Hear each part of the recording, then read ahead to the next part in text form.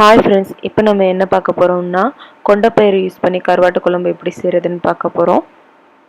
இப்போ பேனை நல்லா ஹீட் பண்ணிவிட்டு அதில் ஆயில், ஆனியன், டொமேட்டோ இதெல்லாம் ஆட் பண்ணியிருக்கோம். நான் 2 ஆனியனும் 2 டொமேட்டோவும் எடுத்திருக்கேன். இது நல்லா அந்த எண்ணெயில் ஃப்ரை ஆகணும். அப்போ தான் குழம்பு நல்லா டேஸ்ட்டாக இருக்கும். நான் தனியாக 2 கை சென்னா எடுத்து அது ஒன் டே ஃபுல்லாக ஊற வச்சு அதை குக்கரில் வச்சு அவிய வச்சுருக்கேன். அதை இப்போ ஆட் பண்ணுறோம்.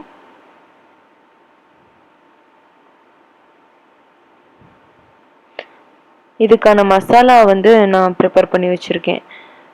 1/2 மூடி தேங்காயும் 2 ஸ்பூன் நம்ம குழம்புக்கு யூஸ் பண்ணுற மசாலாவும் போட்டு அரைச்சி வச்சுருக்கேன். அதையும் இதில் சேர்த்தாச்சு.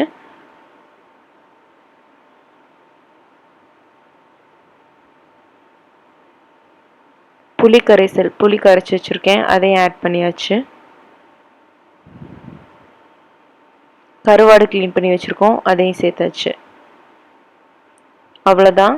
இதை இப்போ மூடி வச்சிடுறோம். இப்போ நம்மளுக்கு தேவையான கருவாட்டு குழம்பு தயாராகிடுச்சு. இந்த வீடியோ உங்களுக்கு பிடிச்சிருந்துச்சுன்னா லைக் பண்ணுங்கள், ஷேர் பண்ணுங்கள், சப்ஸ்கிரைப் பண்ணுங்கள். தேங்க்யூ.